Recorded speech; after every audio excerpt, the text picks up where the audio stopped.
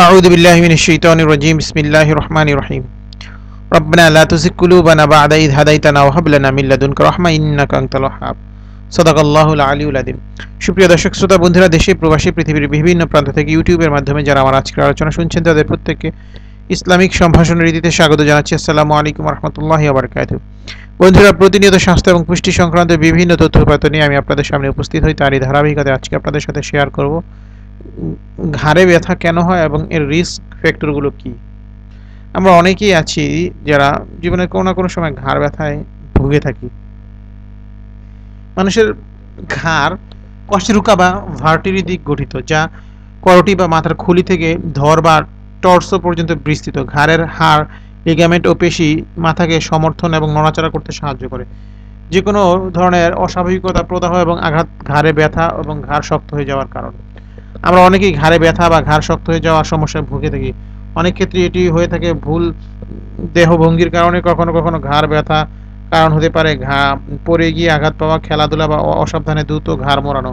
ঘাড়ে ব্যথার কারণ এবং এর রিস্ক ফ্যাক্টরগুলো বিষয় নিয়ে আমরা অনেকেই জানি না, তাদের সাথে আজকে আলোচনা করব যাতে আপনারা সচেতন হতে পারেন। তো বিভিন্ন কারণে ঘাড় ব্যথা হতে পারে, যেমন পেশির টান। সাধারণত ভুল অঙ্গবিন্যাস, ডেস্কে কাজ করার সময় অবস্থানের পরিবর্তন না করা, ঘাড়ের উপর চাপ পড়ে এমনভাবে ঘুমানো এবং ব্যায়ামের সময় ঘাড় জাগানো।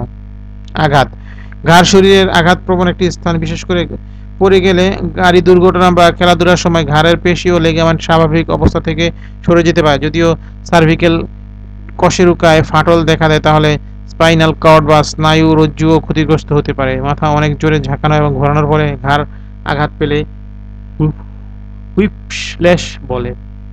হার্ট অ্যাটাক, হার্ট অ্যাটাকের একটি লক্ষণ হতে পারে ঘাড় ব্যথা। যদি ঘাড়ে ব্যথার পাশাপাশি হার্ট অ্যাটাকের জন্য অন্য লক্ষণগুলো যেমন শ্বাসকষ্ট, ঘাম, বমি বমি ভাব, বমি হওয়া, বাহুতে বা চোয়ালে ব্যথাও থাকে, তাহলে দ্রুত অ্যাম্বুলেন্সের খবর দিন অথবা কাছাকাছি হাসপাতালে ইমার্জেন্সিতে চলে যান।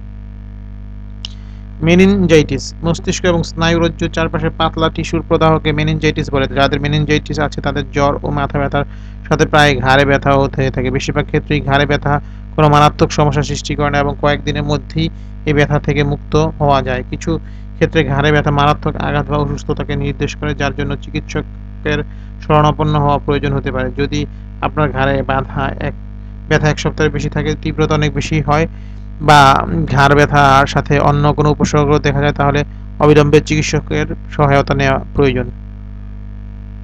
সুতরাং যে সমস্ত ভাই ও বোনেরা ঘাড় ব্যথার সমস্যায় ভুগছেন, আমাদের আজকের আলোচনাটি শোনার পর আশা করি আপনারা কিছুটা হলেও এই বিষয়ে দিক নির্দেশনা পেয়েছেন। যদি আমাদের আলোচনাটি ভালো লাগে তাহলে অবশ্যই শেয়ার করে দেবেন, যাতে অন্যান্য ভাই বোনেরা শুনে উপকৃত হয়। আমাদেরকে আপনাদের মতামতটা জানাবেন।